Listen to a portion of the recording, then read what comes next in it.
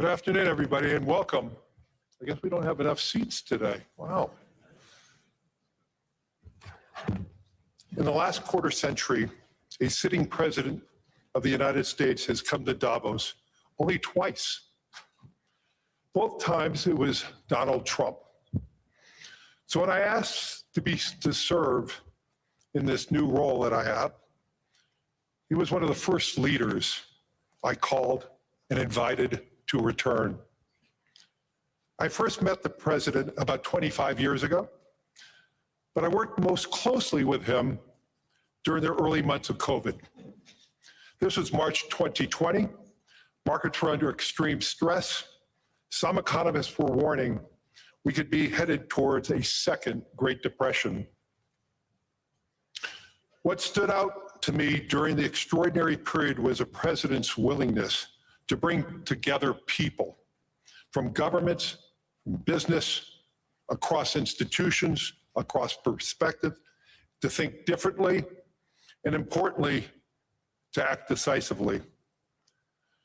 That instinct to act, especially in pivotal moments, is one reason I think he values the World Economic Forum.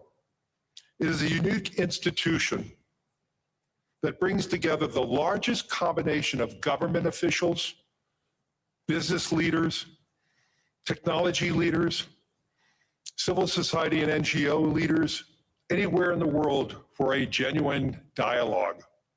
And particularly, importantly, this year. Thankfully, this group is meeting under better economic circumstances than during the pandemic. But once again, we're forcing very serious different economic conditions around the world.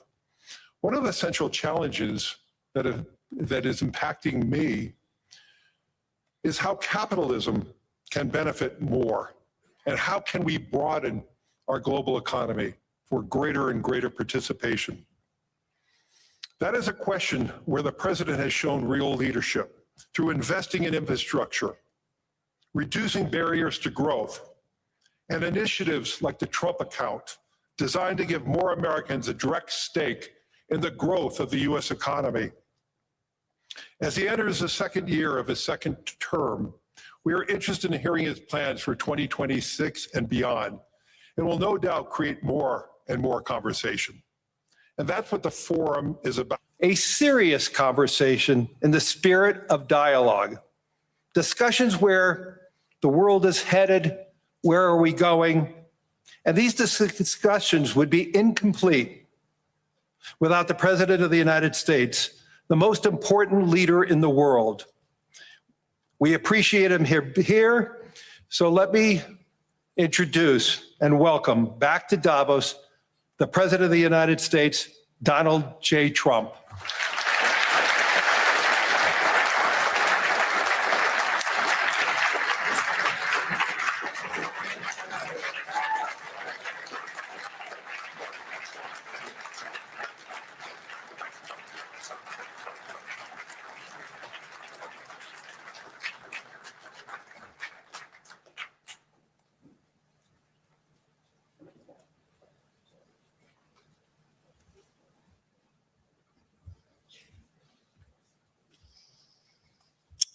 Well, thank you very much, Larry. It's great to be back in beautiful Davos, Switzerland, and to address so many respected business leaders, so many friends, few enemies,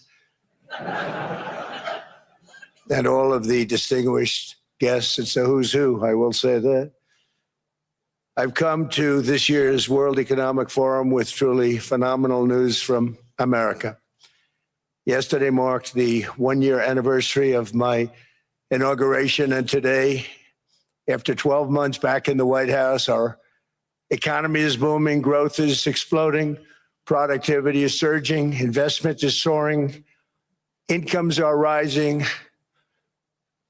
inflation has been defeated, our previously open and dangerous border is closed and virtually impenetrable. And the United States is in the midst of the fastest and most dramatic economic turnaround in our country's history. Under the Biden administration, America was plagued by the nightmare of stagflation, meaning low growth, and high inflation, a recipe for misery, failure, and decline. But now, after just 1 year of my policies, we are witnessing the exact opposite: virtually no inflation and extraordinarily high economic growth. Growth like I believe you'll see very shortly our country has never seen before, perhaps no country has ever seen before.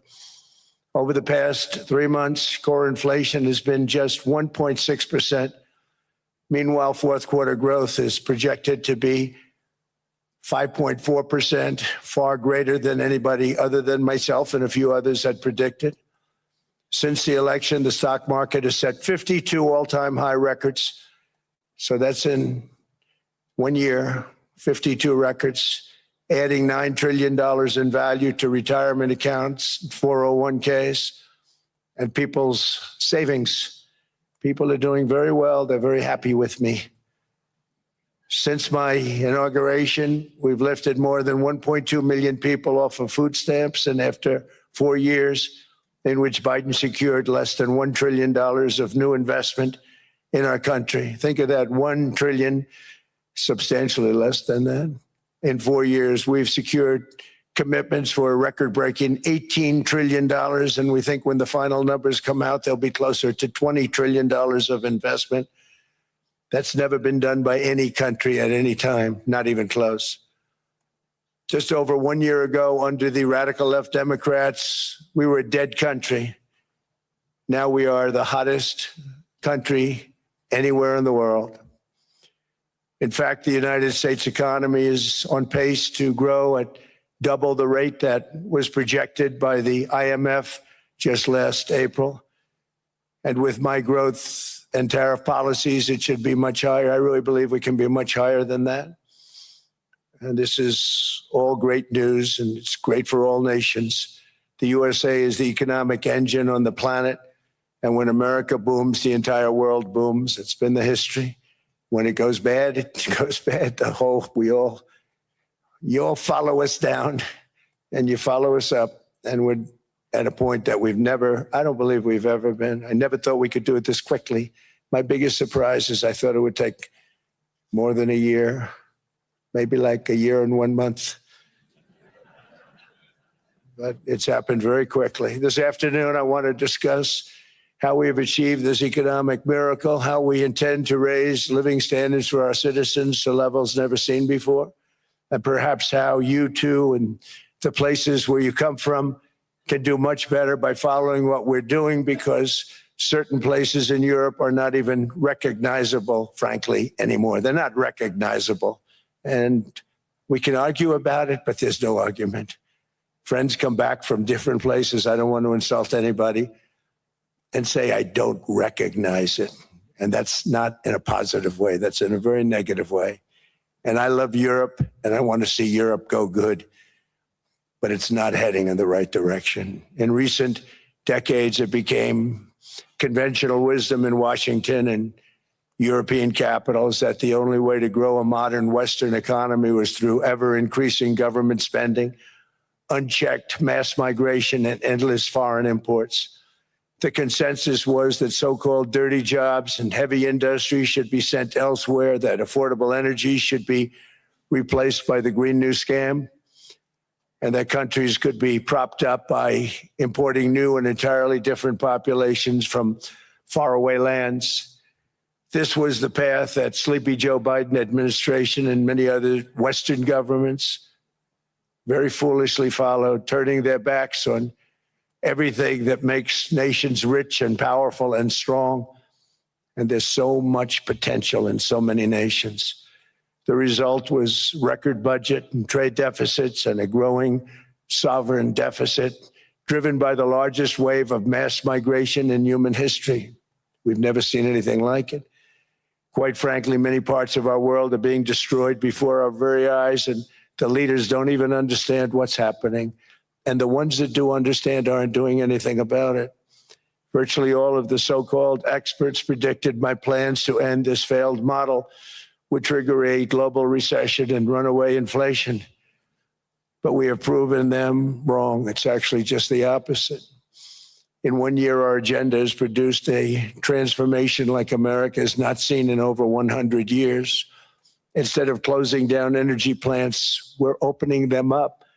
Instead of building ineffective, money-losing windmills, we're taking them down and not approving any. Instead of empowering bureaucrats, we're firing them, and they're going out and getting jobs in the private sector for 2 and 3 times what they were making in government. So they started off hating me when we fired them, and now they love me. Instead of raising taxes on domestic producers, we're lowering them and raising tariffs on foreign nations to pay for the damage that they've caused. In 12 months, we have removed over 270,000 bureaucrats from the federal payrolls, the largest single-year reduction in government employment since the end of World War II. Nobody thought that was coming, but we had no choice. To make a country great, you can't have all federal jobs. We've cut federal spending by $100 billion and slashed the federal budget deficit by 27% in the single year. It's going to go down quite a bit more from that, driving inflation way down from the record highs of the Biden administration. Every month, they went up and up and up. I promised to cut 10 old regulations for every single new regulation, but instead I've cut, actually till this point, 129 regulations for every 1 new regulation approved. So every time they come in with a new regulation, we do at least 10, but so far it's averaging out to 129, if you can believe it. In July, we passed the largest tax cuts in American history, including no tax on tips, no tax on overtime, no tax on Social Security for our great seniors. We also provided 100% expensing. That's the one they like. And bonus depreciation for all new equipment and capital investments to help companies expand and shift production to America. They are so in love with that. They build a plant, they're able to deduct it immediately, the whole thing, rather than waiting 38 to 41 years in the old days. This is a miracle taking place. Nobody thought it would ever be done by any country, but it's done by us. It was what made my first term the most successful 4-year term that we've ever had from a financial standpoint.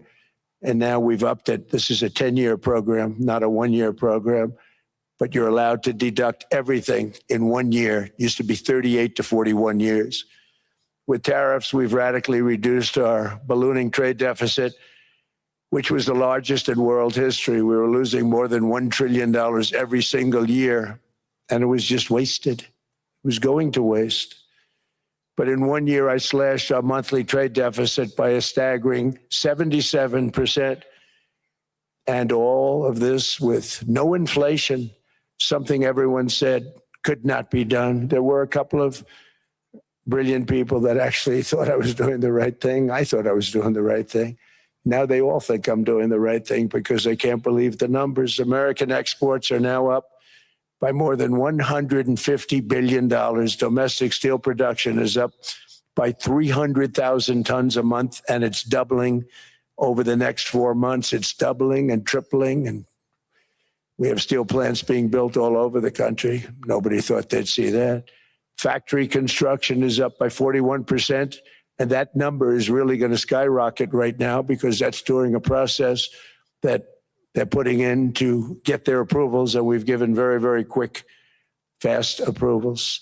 In the process, we've made historic trade deals with partners covering 40% of all U.S. trade. Some of the greatest companies and countries in the world. We have countries as our partner, too. The European nations, Japan, South Korea.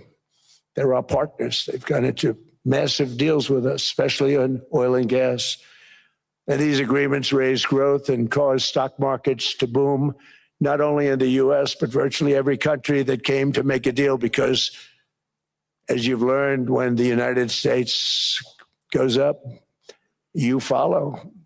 It's really become a staple In America, I've stopped the nation-wrecking energy policies that drive up prices while sending jobs and factories to the world's worst polluters. They are indeed polluters. Under sleepy Joe Biden, new domestic oil and gas leases fell by 95%. Think of that. And they wonder, why was gasoline going up so fast? The gasoline actually topped $5 a gallon, and some places $7 a gallon, and more than 100 major power plants were violently shut down by incompetent people that had no idea what the hell they were doing. Under my leadership, U.S. natural gas production is at an all-time high by far. U.S. oil production is up by 730,000 barrels a day, and last week we picked up 50 million barrels from Venezuela alone. Venezuela has been an amazing place for so many years, but then they went bad with their policies. 20 years ago, it was a great country, and now it's got problems, but we're helping them. And those 50 million barrels, we're going to be splitting up with them, and they'll be making more money than they've made in a long time. Venezuela is going to do fantastically well. We appreciate all of the cooperation we've been giving. We've been giving great cooperation. Once the attack ended, and they said, let's make a deal. More people should do that. But Venezuela is going to make more money in the next 6 months than they've made in the last 20 years.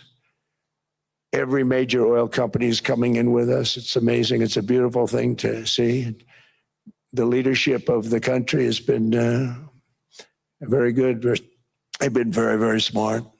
The price of gasoline is now below $2.50 a gallon in many states, $2.30 a gallon in most states. Then we'll soon be averaging less than $2 a gallon. In many places, it's already down even lower, $1.95 a gallon. Numerous states are at $1.99, numbers that nobody has heard for years. Actually, since my last administration, we got it down to around those numbers. I've signed an order directing and approval of many new nuclear reactors. We're going heavy into nuclear. I was not a big fan because I didn't like the risk, the danger. But they have the progress they've made with nuclear is unbelievable, and the safety progress they've made is incredible. We're very much into the world of nuclear energy, and we can have it now at good prices and very, very safe. And we're leading the world in AI by a lot. We're leading China by a lot. I think President Xi respects what we've done, in part because I've allowed these big companies building these massive buildings to build their own electric capacity. They're building their own power plants, which when added up is more than any country anywhere in the world is doing. I read recently an article in the Wall Street Journal that China's creating so much energy, and they are. I got to hand it to them. But we're creating as much or more, and we're letting them do that. I'm very proud of it. It was my idea. I said, you can't create this much energy. We needed more than double the energy currently in the country just to take care of the AI plants. And I said, we can't do that. We have an old grid system. And I came up with the idea, you people are brilliant. You have a lot of money. Let's see what you can do. You can build your own electric generating plants. And they looked at me. They didn't believe me. All of the names that are, I think, in the room right now, if you want to know the truth, they didn't believe it. And I said, no, you can't. They came back 2 weeks and they didn't have the plant. They said, we thought you were kidding. I said, no, not only am I not kidding, you're going to have your approvals within 2 weeks. I always say nuclear will take 3 weeks. But most aren't going that. They're going oil and gas. They're even going coal in some cases. Because of my landslide election victory, the United States avoided the catastrophic energy collapse, which befell every European nation that pursued the Green New Scam, perhaps the greatest hoax in history. The Green New Scam, windmills all over the place, destroy your land. Every time that goes around, you lose $1,000. You're supposed to make money with energy, not lose money. Here in Europe, we've seen the fate that the radical left tried to impose on America. They tried very hard. Germany now generates 22% less electricity than it did in 2017. And it's not the current chancellor's fault. He's solving the problem. He's going to do a great job. But what they did before he got there, I guess that's why he got there. And electricity prices are 64% higher. The United Kingdom produces just 1/3 of the total energy from all sources that it did in 1999. Think of that, 1/3. And they're sitting on top of the North Sea, one of the greatest reserves anywhere in the world, but they don't use it. And that's one reason why their energy has reached catastrophically low levels with equally high prices. High prices, very low levels. Think of that, 1/3. And you're sitting on top of the North Sea. And they like to say, well, you know, that's depleted. It's not depleted. It's got 500 years. They haven't even found the oil. The North Sea is incredible. They don't let anybody drill. Environmentally, they don't let them drill. They make it impossible for the oil companies to go. They take 92% of the revenues. So the oil companies say, we can't do it. They came to see me. Is there anything you can do? I want Europe to do great. I want UK to do great. Sitting on one of the greatest energy sources in the world, and they don't use it. In fact, their electricity prices have soared 139%. There are windmills all over Europe. There are windmills all over the place, and they are losers. One thing I've noticed is that the more windmills a country has, the more money that country loses and the worse that country is doing. China makes almost all of the windmills, and yet I haven't been able to find any wind farms in China. Did you ever think of that? It's a good way of looking at it. They're smart. China is very smart. They make them, they sell them for a fortune. They sell them to the stupid people that buy them, but they don't use them themselves. They put up a couple of big wind farms, but they don't use them. They just put them up to show people what they could look like. They don't spin. They don't do anything. They use a thing called coal mostly. But China goes with the coal. They go with oil and gas. They're starting to look at nuclear a little bit, and they're doing just fine. They make a fortune selling the windmills, though, and I think really that's one that they wouldn't be surprised if it stopped. They are shocked that it continues to go. They're very friendly with me. They're shocked that people continue to buy those damn things. They killed the birds. They ruin your landscapes.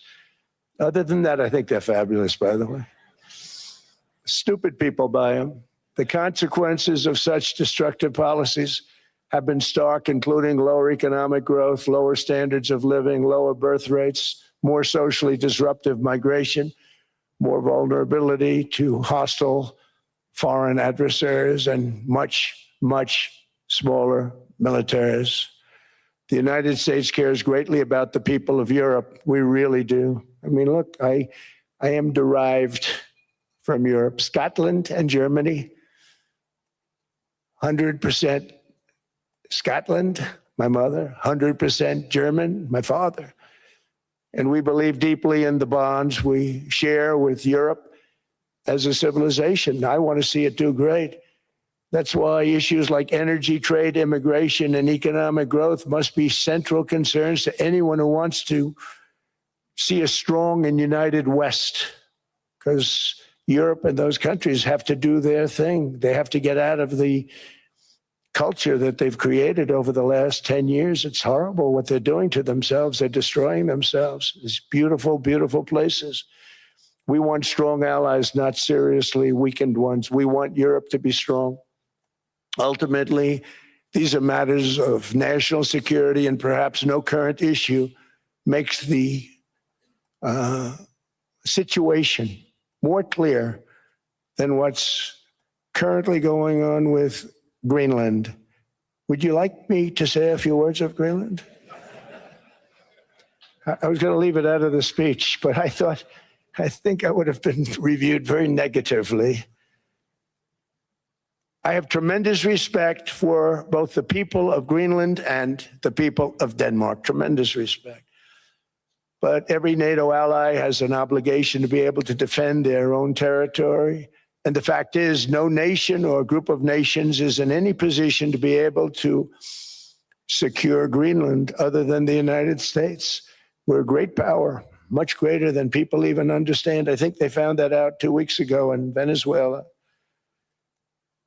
We saw this in World War II when Denmark fell to Germany after just 6 hours of fighting and was totally unable to defend either itself or Greenland. So the United States was then compelled, we did it, we felt an obligation to do it, to send our own forces to hold the Greenland territory, and hold it we did at great cost and expense. They didn't have a chance of getting on it, and they tried. Denmark knows that. We literally set up bases on Greenland for Denmark. We fought for Denmark. We weren't fighting for anyone else. We were fighting to save it for Denmark. Big, beautiful piece of ice. It's hard to call it land. It's a big piece of ice. But we saved Greenland and successfully prevented our enemies from gaining a foothold in our hemisphere. So we did it for ourselves also. And then after the war, which we won it big. Without us, right now you'd all be speaking German and a little Japanese, perhaps. After the war, we gave Greenland back to Denmark. How stupid were we to do that? But we did it. But we gave it back. But how ungrateful are they now?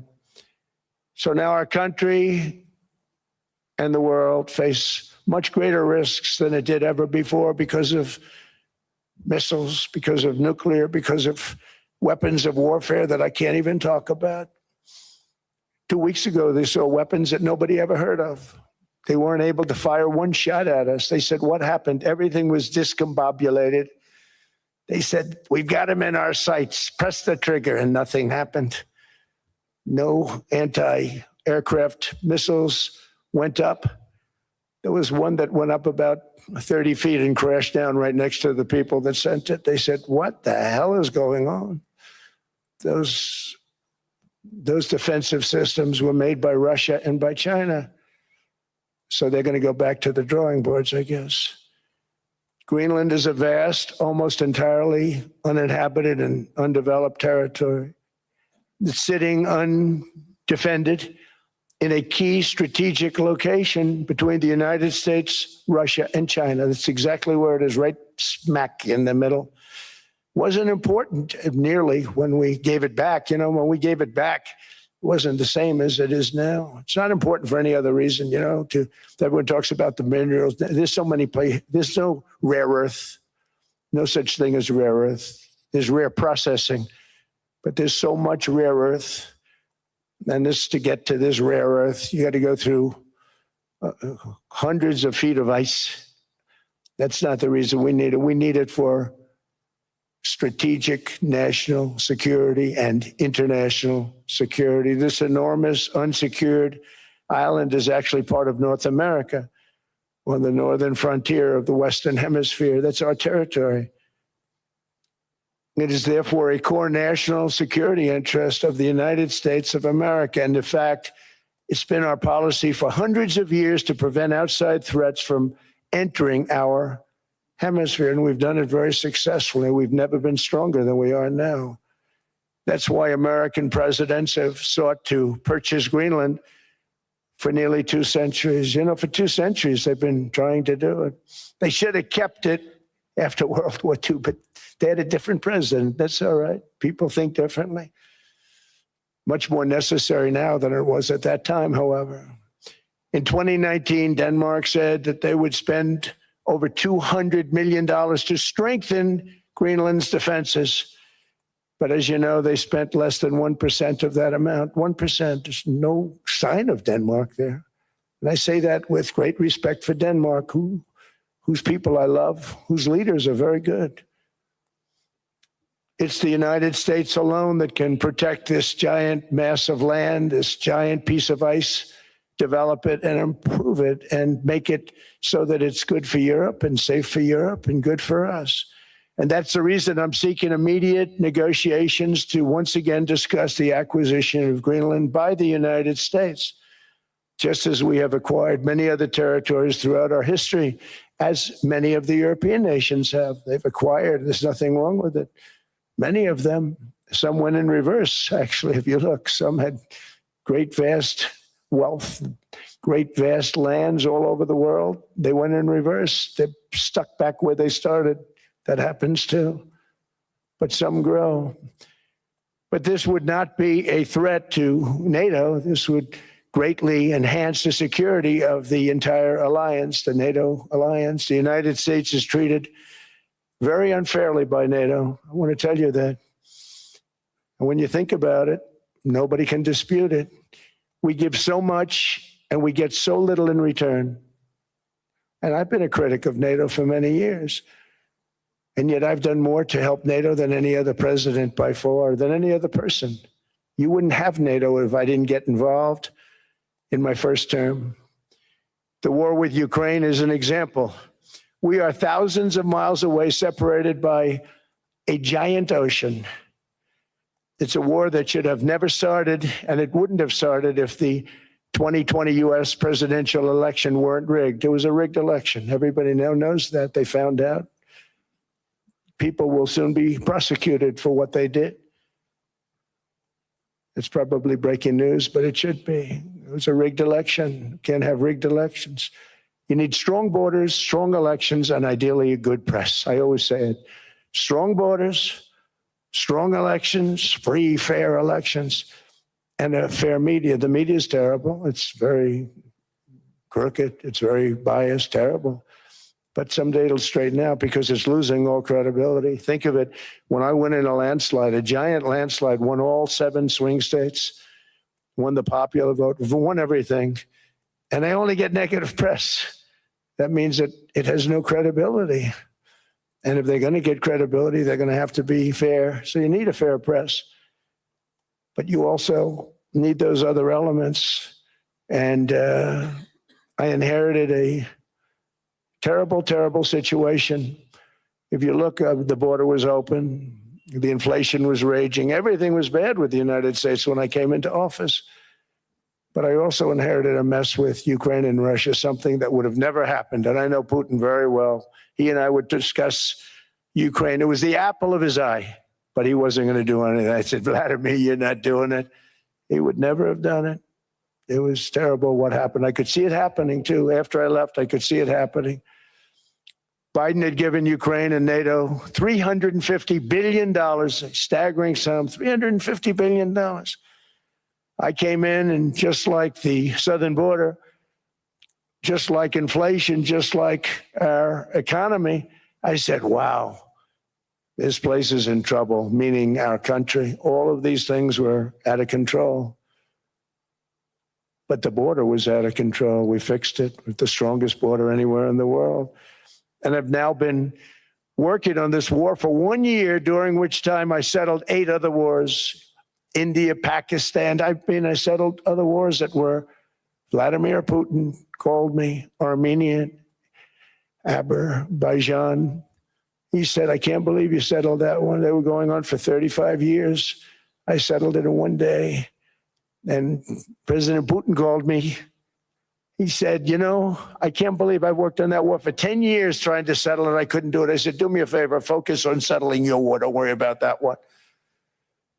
What does the United States get out of all of this work, all of this money, other than death, destruction, and massive amounts of cash going to people who don't appreciate what we do? They don't appreciate what we do. Talking about NATO, I'm talking about Europe.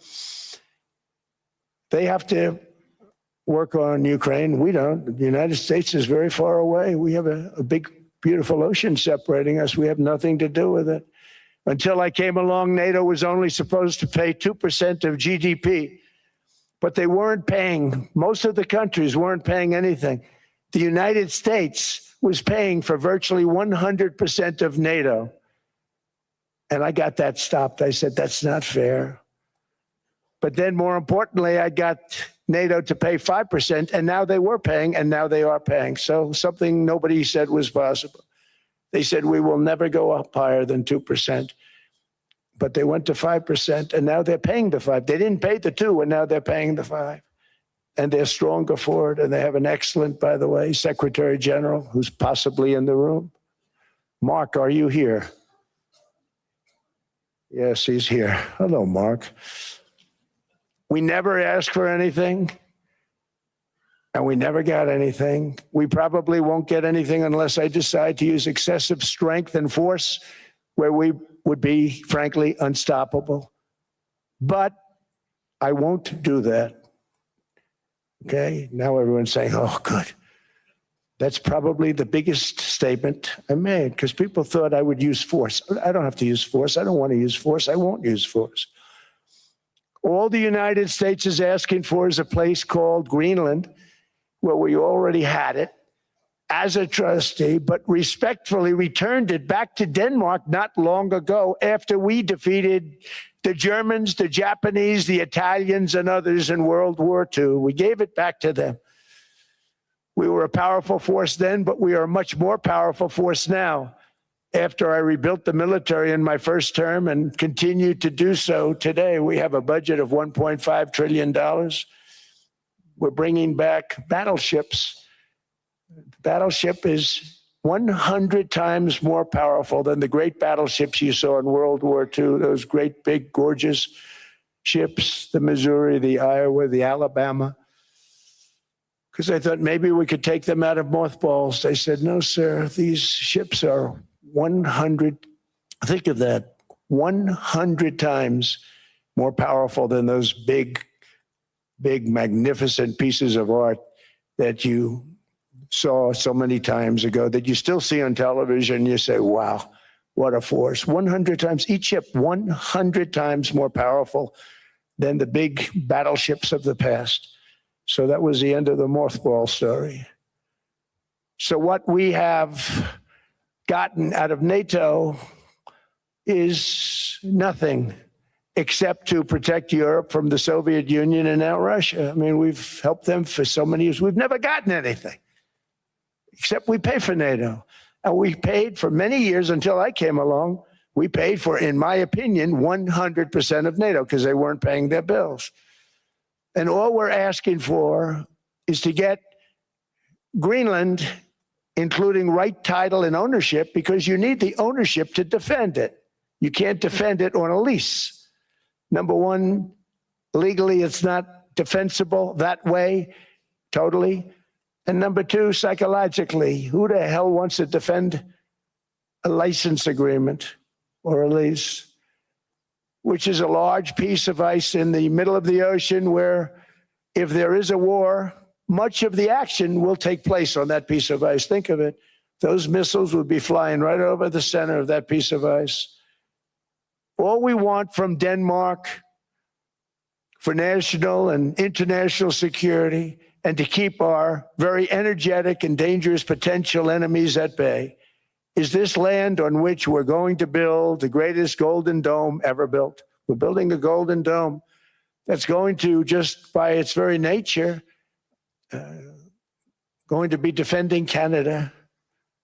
Canada gets a lot of freebies from us, by the way. They should be grateful also, but they're not. I watched your prime minister yesterday. He wasn't so grateful. But they should be grateful to us. Canada lives because of the United States. Remember that, Mark, the next time you make your statements. What we did for Israel was amazing, but that's nothing compared to what we have planned for the United States, Canada, and the rest of the world. We are going to build a dome like no other. We did it for Israel. And by the way, I told Bibi, stop taking credit for the dome. That's our technology. That's our stuff. But they had a lot of courage, and they were good fighters, and they did a good job, and we wiped out the Iran nuclear threat like nobody can believe. Nobody's ever seen anything like it. That, Venezuela, taking down Soleimani, wiping out al-Baghdadi when he tried to reinstitute ISIS. We did a lot. I did a lot of big things. all perfectly executed. Everyone was perfectly executed. Somebody told me that, a military expert told me, sir, everything you've done has been perfectly executed. I said, I know. So other presidents have spent, whether foolishly or not, trillions and trillions of dollars on NATO and gotten absolutely nothing in return. We've never asked for anything. It's always a one-way street. Now they want us to help them with Ukraine. And we say, we're going to. I'm really helping, not even them. I want to see, last week, if you saw, it was 10,000 soldiers, but last month it was 31,000 soldiers died. 31,000. That's this room times, the number of people in this room times 30. Think of it. 30,000 soldiers died in 1 month. The month before it was 27,000. The month before that it was 28,000. The month before that it was 25,000. It's a bloodbath over there. And that's what I want to stop. It doesn't help the United States, but these are souls. These are young people. Look like you, look like some of you right in the front row. They go to war. Their parents are so proud. Oh, there he goes, comes back. 2 weeks later, they get a call, your son's head's been blown off. I want to stop it. It's a horrible war. It's the worst since World War II. They keep going, they'll exceed World War II. The numbers are staggering, how many people they've lost. They don't want to talk about it. Ukraine and Russia lost just tremendous amounts. And I'm dealing with President Putin, and he wants to make a deal, I believe. I'm dealing with President Zelensky, and I think he wants to make a deal. I'm meeting him today. He might be in the audience right now. But they got to get that war stopped because too many people are dying, needlessly dying. Too many souls are being lost. It's the only reason I'm interested in doing it. But in doing it, I'm helping Europe, I'm helping NATO, and I've until the last few days when I told them about Iceland, they loved me. They called me daddy, right? Last time. A very smart man said, he's our daddy. He's running it. I was like running it. I went from running it to being a terrible human being. But now what I'm asking for is a piece of ice, cold and poorly located, that can play a vital role in world peace and world protection. It's a very small ask compared to what we have given them for many, many decades. But the problem with NATO is that we'll be there for them 100%. But I'm not sure that they'd be there for us. If we gave them the call, gentlemen, we are being attacked. We're under attack by such and such a nation. I know them all very well. I'm not sure that they'd be there. I know we'd be there for them. I don't know that they'd be there for us. So with all of the money we expend, with all of the blood, sweat, and tears, I don't know that they'd be there for us. They're not there for us on Iceland, that I can tell you. I mean, our stock market took the first dip yesterday because of Iceland. So Iceland's already cost us a lot of money. But that dip is peanuts compared to what it's gone up. And we have an unbelievable future in that stock. That stock market is going to be doubled. We're going to hit 50,000, and that stock market's going to double in a relatively short period of time because of everything that's happening. But this is a good example. After giving NATO and European nations trillions and trillions of dollars in defense, they buy our weapons. We make the greatest weapons in the world, but now we're going to make them faster, much faster. You saw that. I put a cap on the salaries. Then I put no buybacks, no stock buybacks, no various other things that they were doing. I mean, they were making $50 million, but it would take them 3 years to give you a Patriot missile. I said, that's not good. My chauffeur can do a better job than that. And he makes slightly less than 50. They make big salaries. If they're going to make those big salaries, they're going to have to produce a lot faster. The good news is we have the greatest equipment in the world. Now we're going to start making it a lot faster. They're going to build additional plants. And all of the money that goes into stock buybacks is going to go into building plants. We're not allowing stock buybacks by defense companies any longer. They're going to build new plants to make Tomahawks, Patriots. We have the best equipment, F-35s. F-47, the new one just coming out. They say it's the most devastating plane, fighter jet ever. Who knows? They called it 47. If I don't like it, I'm going to take the 47 off it. I wonder why they called it 47. We'll have to think about that. But if I don't like it, I'm going to take that 47 off.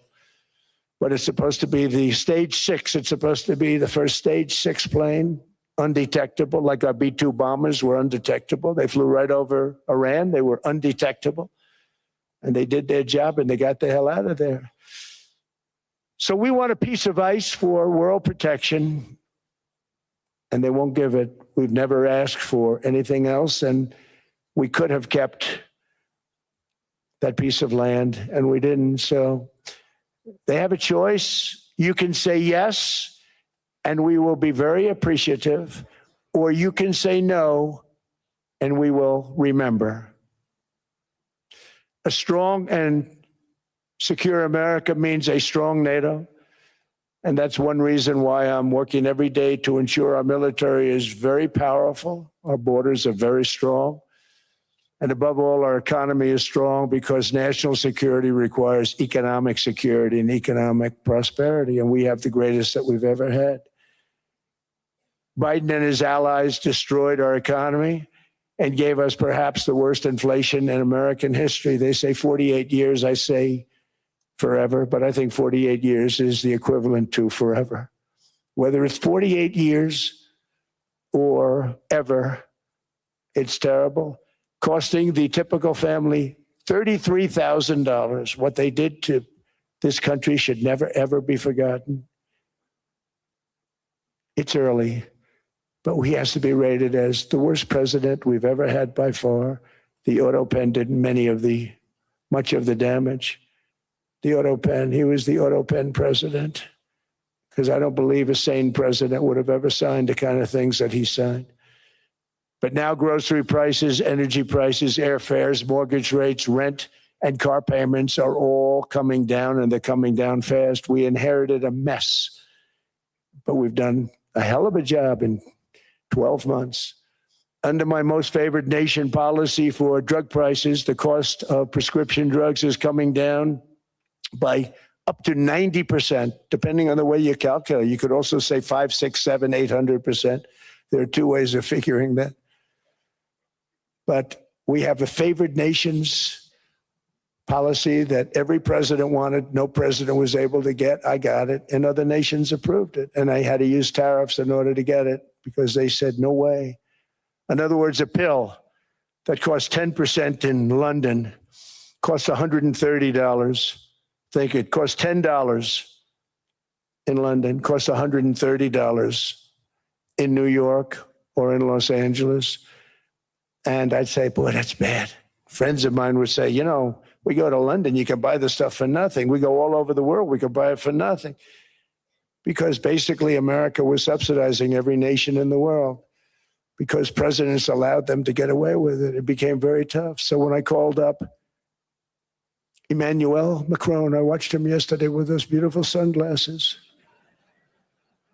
What the hell happened? But I watched him sort of be tough. But he was at $10 for a pill. And I said, Emmanuel, and I have all the big pharmaceutical companies are in total agreement. It wasn't easy, by the way. They're tough, smart. They've been getting away with the scam for a long time. But they gave it up. But they said, you'll never get the countries to approve it. I said, why is that? Because they won't. They always said, we're not paying any more. Get the rest for the United States. So over the years, they stayed the same. We just went up, up, up. And I mean, we would pay 13, 14, 15 times more than some certain countries would. So I said, no, they'll approve it 100%. So you'll never get them to approve it. I said, I guarantee you. But I actually started with Emmanuel, who probably is in the room too. And I like him. I actually like him. Hard to believe, isn't it? And I said, Emmanuel, you're going to have to lift the price of that pill to $20, maybe $30. Think of that. That means it's a doubling of prescription drugs.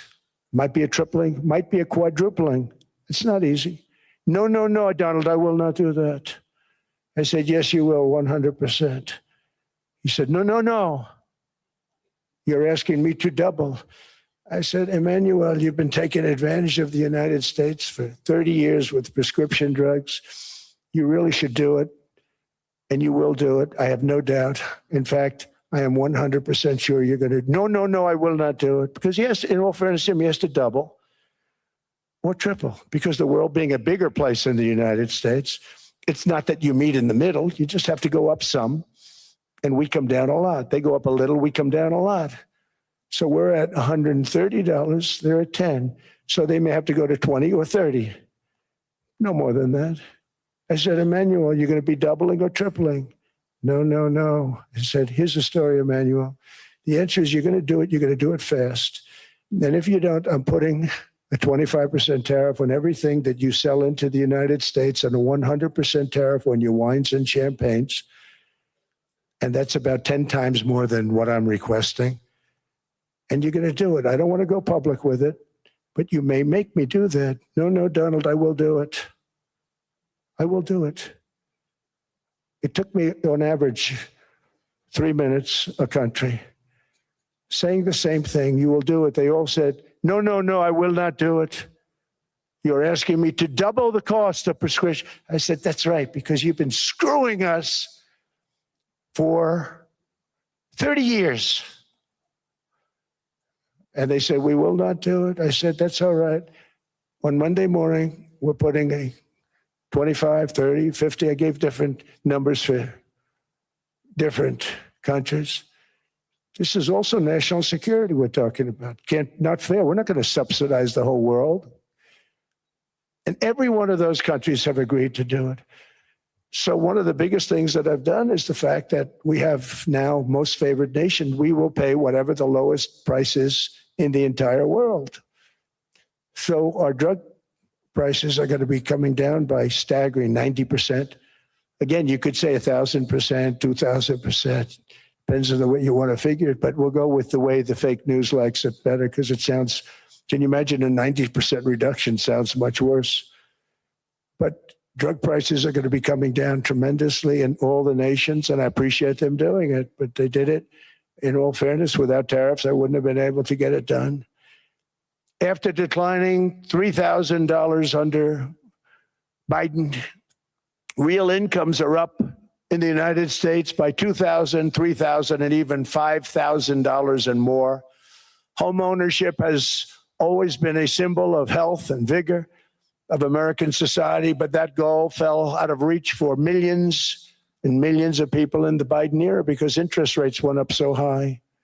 Today, I'm taking action to bring back this bedrock of the American dream. In recent years, Wall Street giants and institutional investment firms, many of you are here, many of you are good friends of mine, many of you are supporters. Sorry to do this, Joe, I'm so sorry. But you've driven up housing prices by purchasing hundreds of thousands of single-family homes, and it's been a great investment for them. Often as much as 10% of houses on the market. You know, the crazy thing is a person can't get depreciation on a house, but when a corporation buys it, they get depreciation. Okay, that's something we're going to have to think about too. I don't know if too many people think about that. You buy a corporation, they buy 500 houses, they buy hundreds of thousands, they buy 500 houses, they can take depreciation. A person sweats and works and buys one house, they can't. But homes are built for people, not for corporations, and America will not become a nation of renters. We're not going to do that. That's why I have signed an executive order banning large institutional investors from buying single-family homes. It's just not fair to the public. They're not able to buy a house. And I'm calling on Congress to pass that ban into permanent law, and I think they will. One of the biggest barriers to saving for a down payment has been surging credit card debt. The profit margin for credit card companies now exceeds 50%, one of the biggest. And they charge Americans interest rates of 28%, 30%, 31%, 32%. Whatever happened to usury? So to help our citizens recover from the Biden disaster, all caused by this horrible president, I'm asking Congress to cap credit card interest rates at 10% for 1 year. And this will help millions of Americans save for a home. They have no idea they're paying 28%. They go out there a little late in their payment and they end up losing their house. It's terrible. To unleash innovation in savings and financing, I'm also working to ensure America remains the crypto capital of the world. And to that end, last year, I signed the landmark Genius Act into law. Now Congress is working very hard on crypto market structure legislation, Bitcoin, all of them, which I hope to sign very soon, unlocking new pathways for Americans to reach financial freedom. And I did it for two reasons. Number one, I thought it was politically good, and it was. I got tremendous political support. But more importantly, China wanted that market too. It's just like they want the AI. And we've got that market, I think, pretty well locked up. If I didn't do it, Biden was totally against it until before the election, when they realized that, there were millions of people voting against him over crypto. And all of a sudden they loved it very much, but it was too late. They blew it. But it is politically popular, but it's much more importantly, we have to make it so that China doesn't get the hold of it. And once they have that hold, we're not going to be able to get it back. So I'm honored to have done it. Finally, I've instructed government-backed institutions to purchase up to $200 billion in mortgage bonds to bring down interest rates.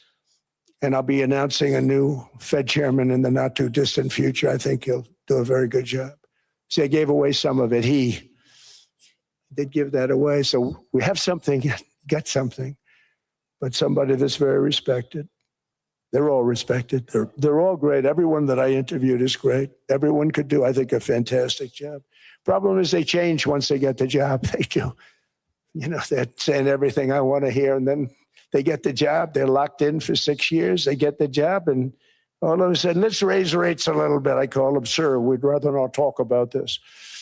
It's amazing how people change once they have the job. But it's too bad.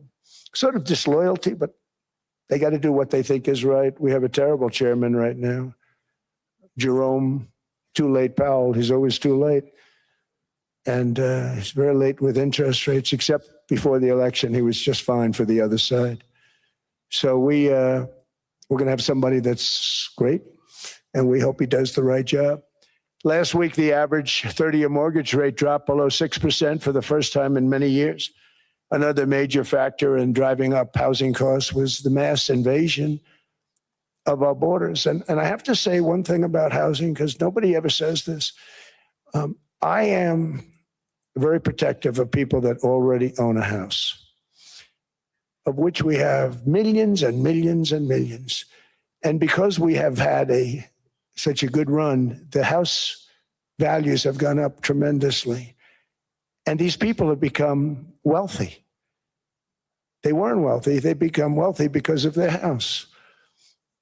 And every time you make it more and more and more affordable for somebody to buy a house cheaply, you're actually hurting the value of those houses, obviously, because the one thing works in tandem with the other. And I don't want to do anything that's going to hurt the value of people that own a house, who for the first time in their lives are walking around the streets of whatever city they're in, very proud that their house is worth $500,000, $600,000, $700,000. Now, if I want to really crush the housing market, I could do that so fast, and people could buy houses, but you would destroy a lot of people that already have houses. In some cases, they've mortgaged their house, and the mortgage would be very low, and all of a sudden, the mortgage without any changes becomes very high, and they end up losing the house. I'm not going to hurt, and I speak with Scott, who's doing a fantastic job, and Howard, who's doing a fantastic job, and all of my people. And I always say, look, I can crush the hell out of the market. We can drop interest rates to a level, and that's one thing we do want to do. That's natural. That's good for everybody. The dropping of the interest rates, we should be paying a much lower interest rate than we are. We should be paying the lowest interest rate of any country in the world, because without the United States, you don't have a country. I had a case with Switzerland. We happened to be in Switzerland. Maybe I'll give you a quick story. But they were paying nothing. They make beautiful watches, great watches, Rolex, all of them.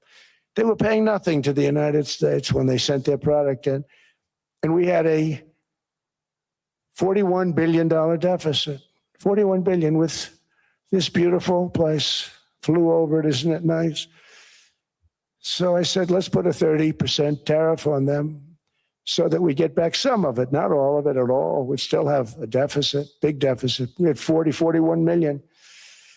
That's a big deficit. And I said, let's put a tariff on. Different tariffs, different places. You're all party to them. In some cases, victims to them. But in the end, it's a fair thing. And most of you realize that. But we put a 30% tariff on Switzerland, and all hell broke loose. They were calling, I mean, like you wouldn't believe. And I know so many people from Switzerland, incredible place, incredible, brilliant place. But I didn't realize that they're only good because of us. And there's so many other examples. I mean, us, probably other places, but a majority of the money they make is because of us, because we never charged them anything. So they come in, they sell their watches, no tariffs, no nothing. They walk away, they make $41 billion on just us. So I said, no, we can't do that. So I'm going to bring it up. I still would have a deficit pretty substantial, but I brought it up to 30%. And I guess Prime Minister, I don't think President, I think Prime Minister called a woman, and she was very repetitive. She said, no, no, no, you cannot do that, 30%. You cannot do that. We are a small, small country. I said, yeah, but you have a big, big deficit. You may be small, but you have a bigger deficit than big countries. He said, no, no, no, please, you cannot do it. Kept saying the same thing over and over. We are a small country.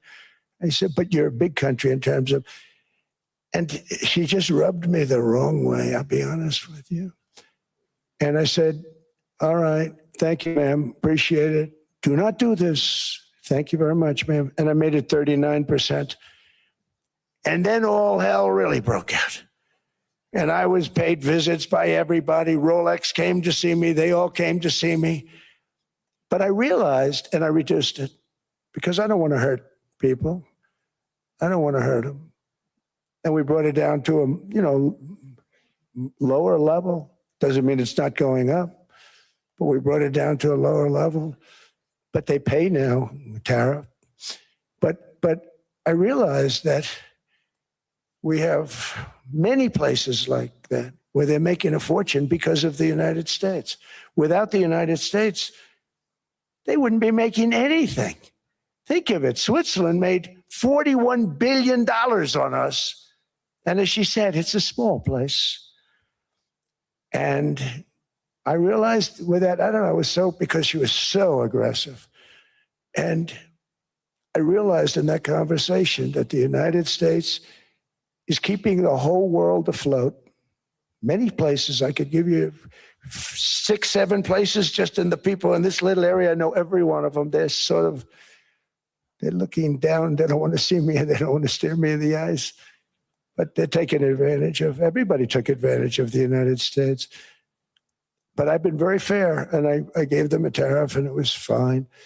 But I realized that without us, it's not Switzerland anymore. Without us, it's not any of the countries that are represented here.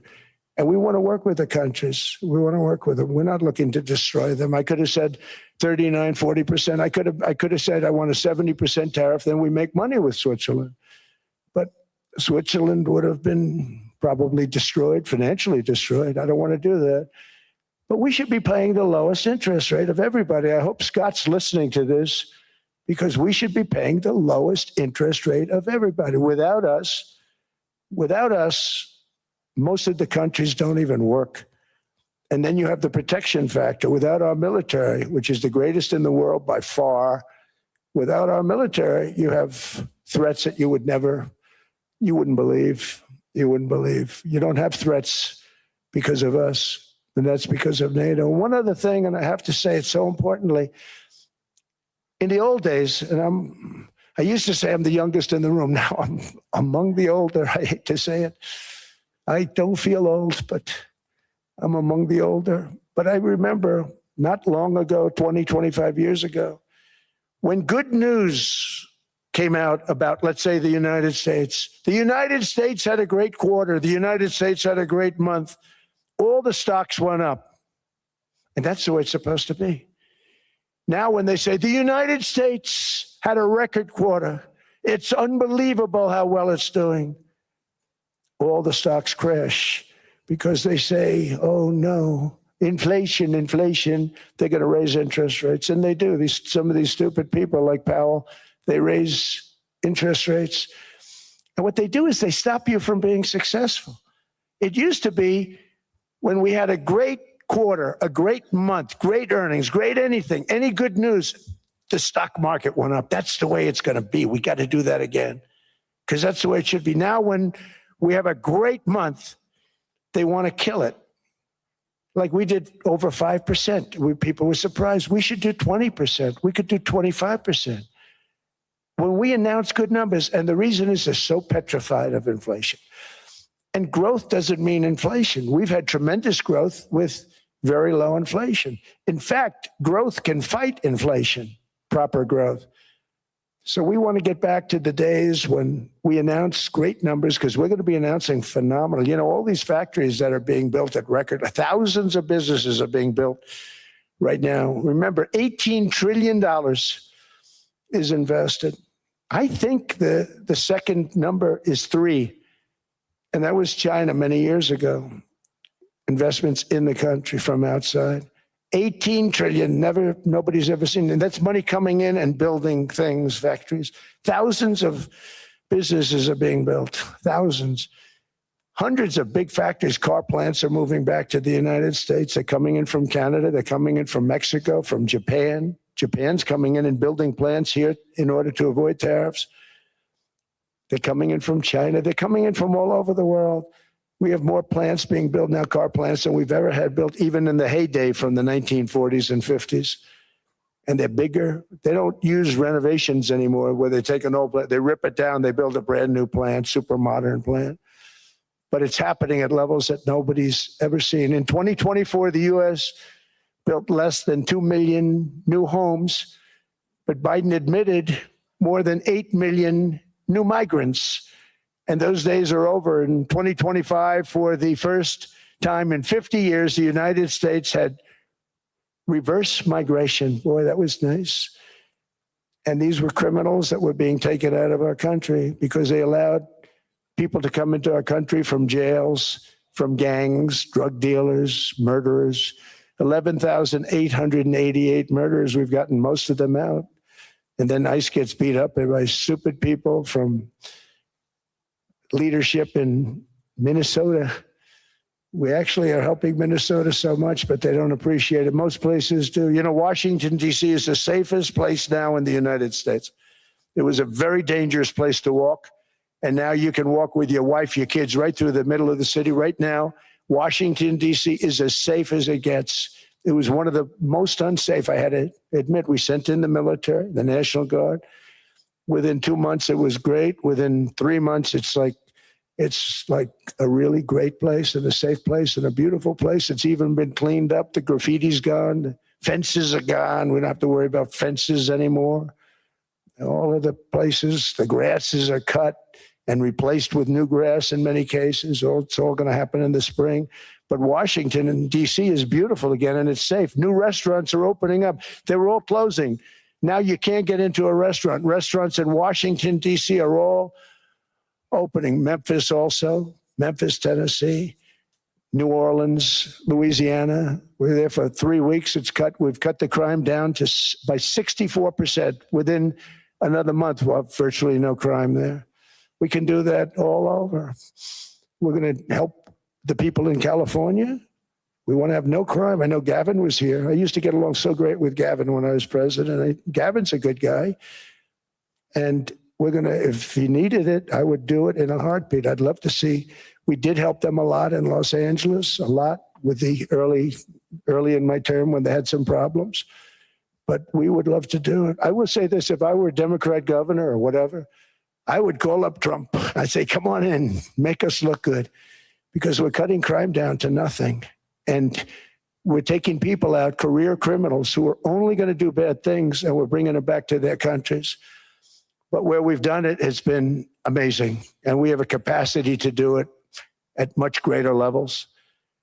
We're cutting illegal aliens off welfare and other government benefits. And I have directed that starting immediately, there will be no more payments to sanctuary cities because they are really just sanctuaries for criminals. They're really protecting criminals. And those are the ones we have to get out of the country: murderers, drug dealers, the mentally insane. They emptied their mental institutions into the United States. And despite that, we have the lowest crime numbers that we've ever had in the history of the country. Just came out. But equally importantly, we're cracking down on more than $19 billion in fraud that was stolen by Somalian bandits. Can you believe that they turned out to be higher IQ than we thought? I always say these are low IQ people. How did they go into Minnesota and steal all that money? And we have, they're pirates, they're good pirates, right? But we shoot them out of the water just like we shoot the drug boats out. They're not pirating too many boats lately, do you notice?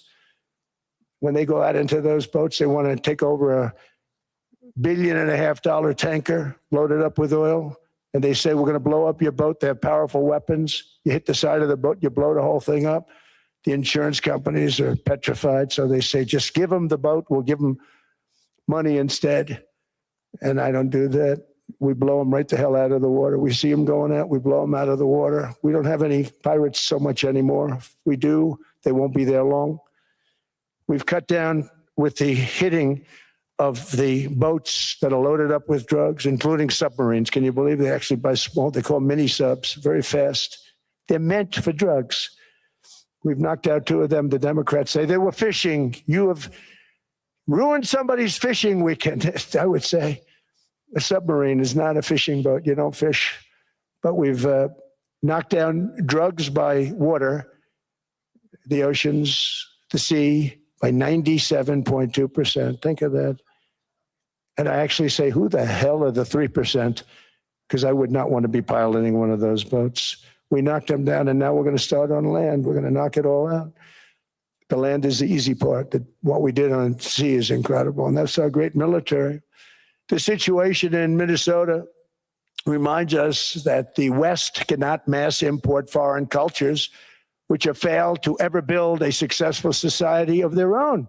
I mean, we're taking people from Somalia, and Somalia is a failed, it's not a nation, got no government, got no police, got no military, got no nothing. And then we have this fake congressperson who they just reported is worth $30 million. You believe this? Ilhan Omar, talking about the Constitution provides me. She comes from a country that's not a country, and she's telling us how to run America. Not going to get away with it much longer, let me tell you. The explosion of prosperity and conclusion and progress that built the West did not come from our tax codes. It ultimately came from our very special culture. This is the precious inheritance that America and Europe have in common. We share it. We share it, but we have to keep it strong. We have to become stronger, more successful, and more prosperous than ever. We have to defend that culture and rediscover the spirit that lifted the West from the depths of the dark ages to the pinnacle of human achievement. We live in an incredible, changing period. It's an unbelievable time, but we have to take advantage of the time that we're in. In our hands are technologies that our ancestors could scarcely have. I mean, they couldn't have even dreamt some of the things that we see today. And so rapidly they're produced. I mean, AI, 2 years ago, nobody ever heard of the term, and now everybody's talking about it. And it can have some very good purpose. It could also have some dangerous purpose. And for that, we have to watch out. But some tremendous things are happening because of it. And we're leading by so much. We're doing so well. But opportunities that are bigger and grander than ever before in human history are right before us. It is the pioneers in this room. Many of you in this room are true pioneers. You're truly brilliant people. Just your ability to get a ticket is brilliant because you have about 50 people for every seat. I don't know what, that's Larry. Everything Larry touches turns to gold. He made this very successful. But you're in this room, And some of you are the greatest leaders anywhere in the world. You're the greatest brains anywhere in the world. And the future is unlimited, and to a large part because of you. And we have to protect you, and we have to cherish you. I always say we have to cherish our brilliant people because there aren't many of them. So together with confidence, boldness, and persistence, let us lift up our people, grow our economies, defend our shared destiny, and build a future for our citizens that is more ambitious, more exciting, more inspiring, and greater than the world has ever seen. We're in a position to do things that nobody else has ever even thought of before.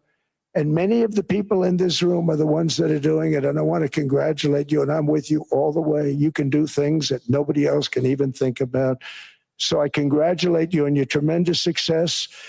And the United States is back, bigger, stronger, better than ever before. And I'll see you around. Thank you all very much. Thank you very much.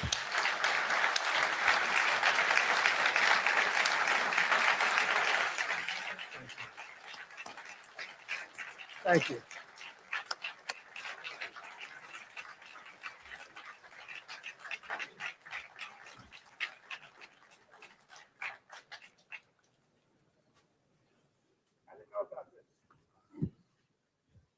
This was supposed to be a nice fire chat, Mr. President. Yes, good. I got set up. No, I did know. You made the job for the moderator really easy. Thank you, Mr. President, for your speech. I do have a few follow-up questions, if it's okay. Sure. I don't think I should start with Greenland, maybe. I'll start with the economy. The U.S. economy is doing really, really well. But how to sustain this growth moving forward? Because there's always a recession looming around the corner.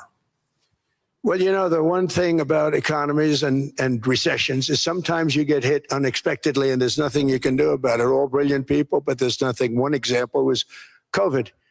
We had an economy going at levels like nobody had ever seen my first 2.5, 3 years.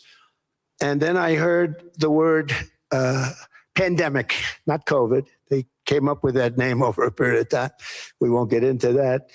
But I heard the word pandemic.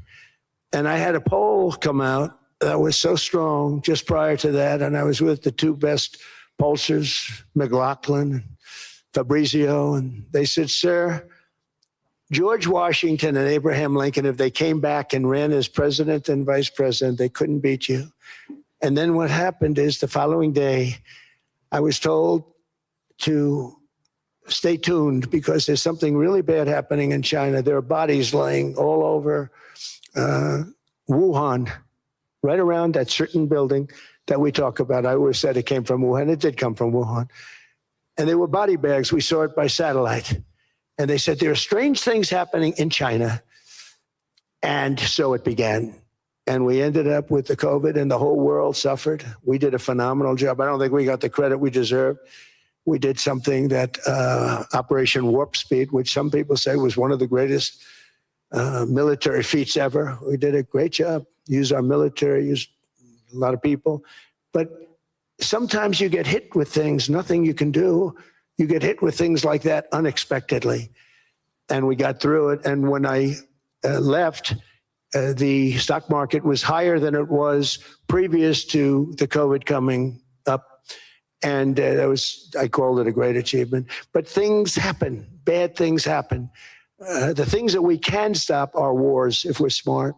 That we can stop. Those are a matter of being intelligent and having intelligent people on the other side, because wars are the worst of all. Wars are worse than anything.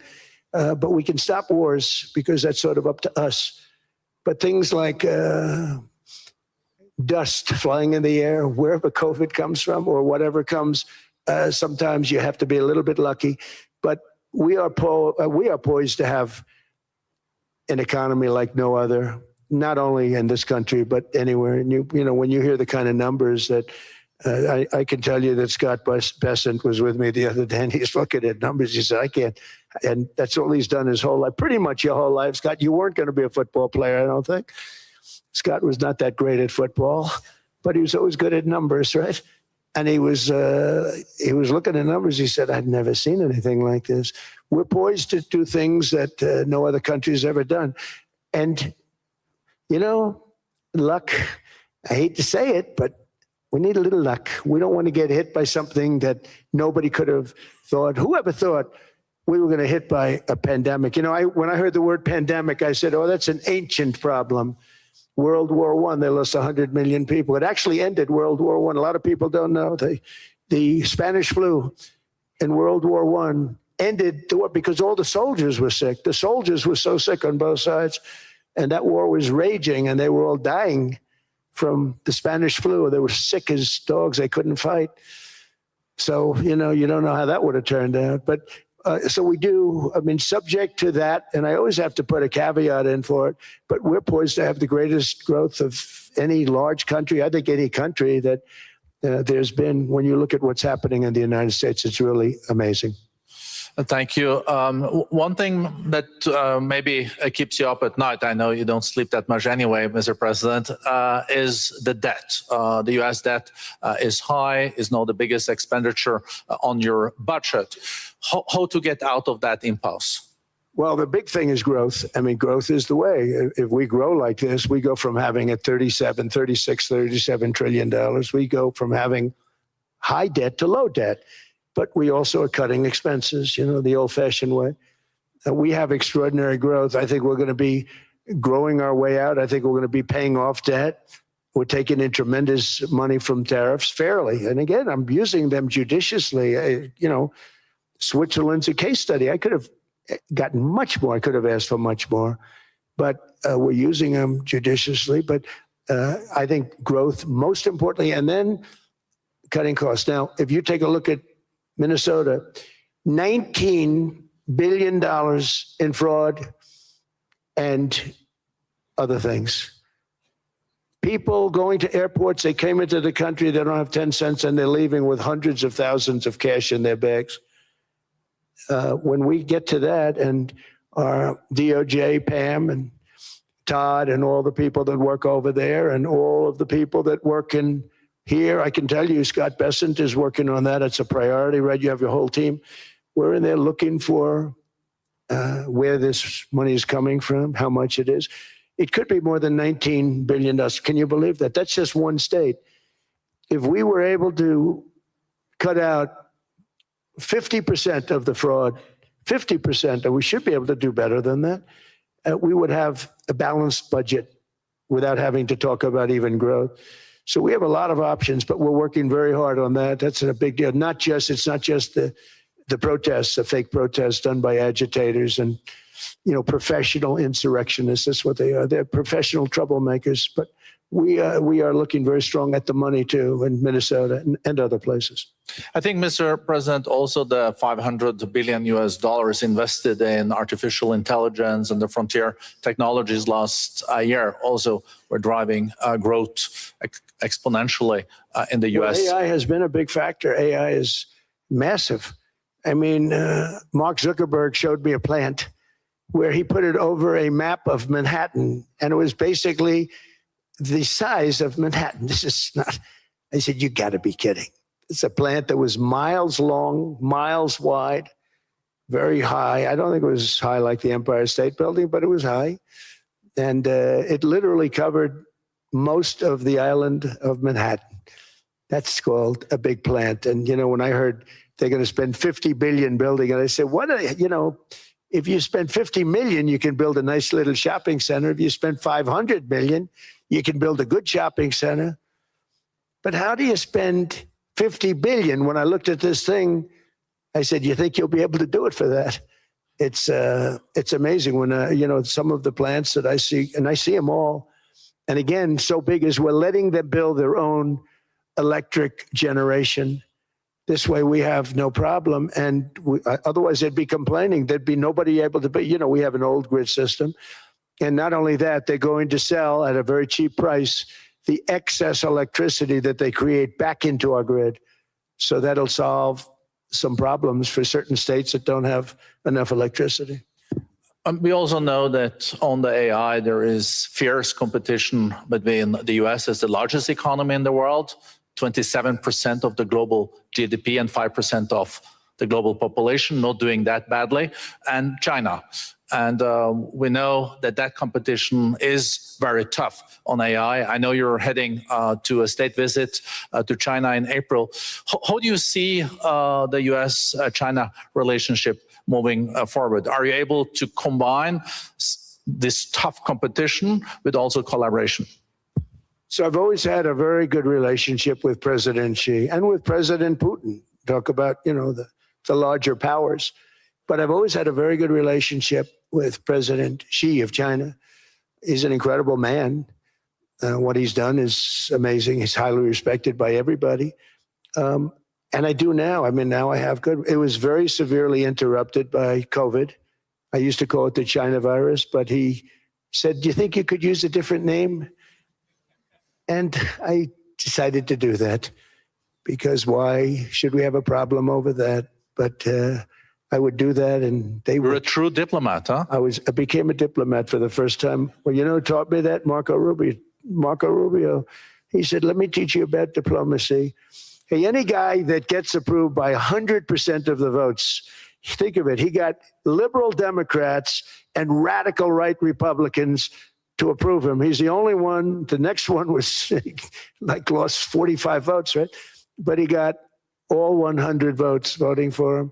And at first I wasn't happy about it. I said, wait a minute, I don't like that. And now it turns out that the Democrats probably wish they didn't do that.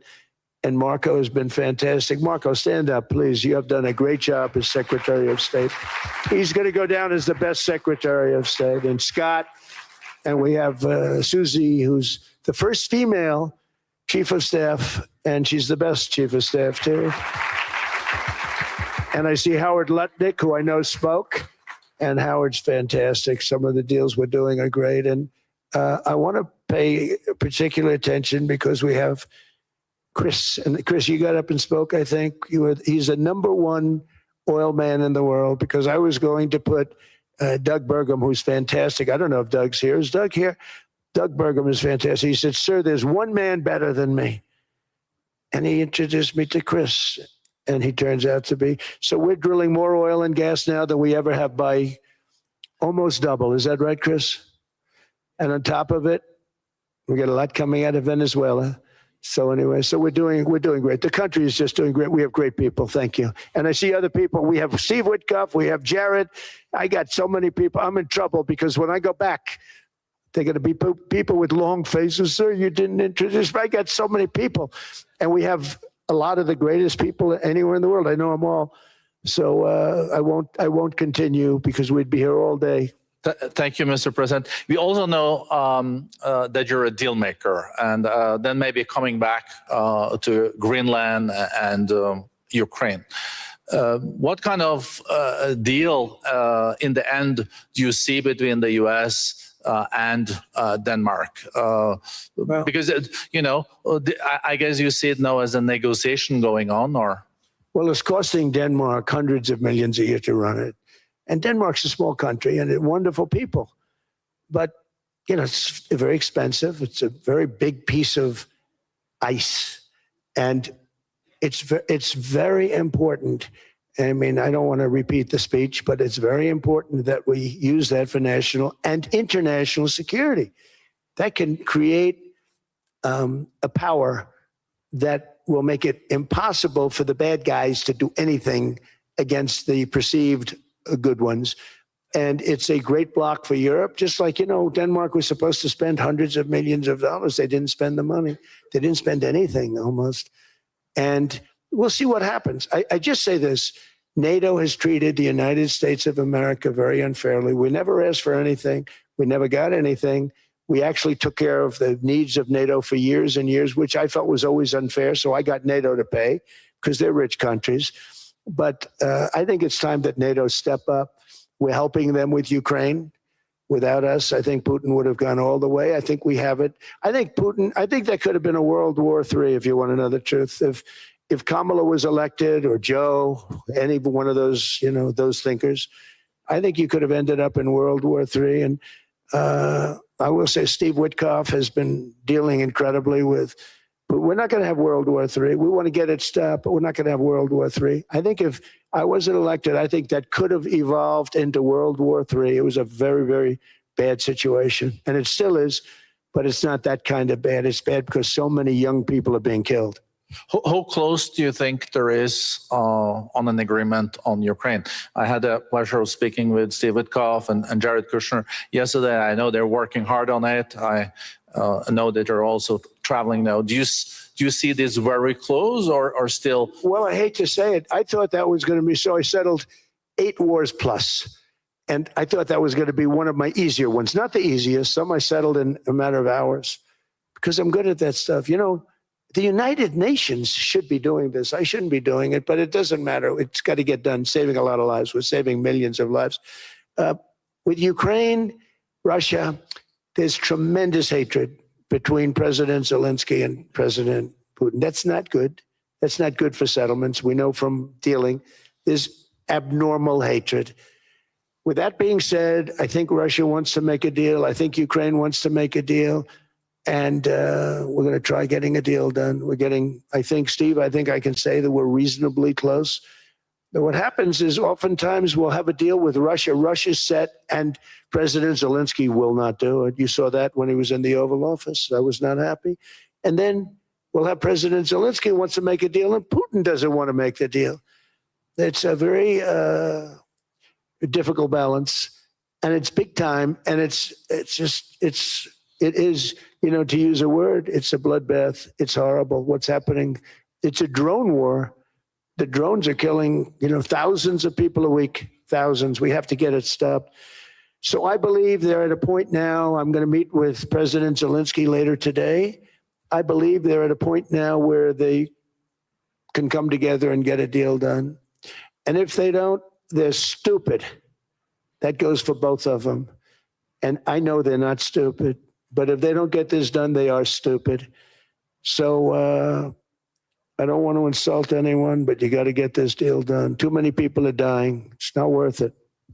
President Sisi is sitting on the first row here. He spoke earlier today and also complimented you on the Gaza deal. I think there will be a signing tomorrow. Of course, there are different views on this, but how important do you think this signing is on the Board of Peace? And do you think this is going to sustain? Do you think we now will see Gaza reconstructed and the billions of US dollars invested? I do. I mean, I think we have peace in the Middle East. There are some little situations like Hamas, and Hamas has agreed to give up their weapons. Now, you know, they were born with a weapon in their hand, so it's not easy to do. When they were born with a rifle in their hand. It's not an easy thing for them, but that's what they agreed to. They've got to do it. And we're going to know, Jared, over the next 2 or 3 days, certainly over the next 3 weeks, whether or not they're going to do it. If they don't do it, they'll be blown away very quickly. They'll be blown away. You know, we have 59 countries that are part of that whole peace deal. And some of those countries aren't even they're near the Middle East, but they're not in the Middle East traditionally. And they want to come in and take out Hamas. They want to come in. They want to do whatever they can. There's a problem with Hezbollah in Lebanon, and we'll see what happens there. But that's a problem. But there are these little flames, but there's peace in the Middle East. Now, had we not gone in and knocked out with those big, beautiful, we just ordered 25 brand new ones, the latest and the greatest, the B-2 bomber. Think of them, they went in there at 2 o'clock in the morning with no moon, no light, no nothing, and every single one of those massive bombs hit its target, 100,000-pound bombs hit its target, every one of them. And then on top of it, from a submarine 300 miles away, we hit the sites with tomahawks, which is an unbelievable weapon. So, you know, we did our job. If we didn't do that, you would have never had peace in the Middle East. And the countries like Saudi Arabia, UAE, and Qatar could never have, and others could never have signed anything because you would have had this dark cloud, and the dark cloud was Iran with nuclear. Iran would, if we didn't take them out, they would have had a nuclear weapon within 2 months. They were very close to having the nuclear weapon, and we hit them hard. And it was a total obliteration. If they may try again, but they're going to have to try from a different area because that area was obliterated. Incredible thing we did. And because we did that, we were able to make peace. If we didn't do that, I would say, Jared and Steve, if we didn't do that, there was no chance of making peace because the countries I just named and other countries could have never signed off. They were afraid. They were afraid. We had a bully. The bully was Iran, the bully of the Middle East. They used to call it for years. They were the bully of the Middle East. They're not the bully of the Middle East anymore. Mr. President, I know you even had to change plane last night, so I guess you didn't have much sleep. But I think but your energy is still there. I know you have several bilateral meetings. I know you're also hosting a reception. So thank you so much for coming back to Davos. Thank you so much. It's highly appreciated. Thank you very much. Thank you, everybody, very much. Thank you. Thank you.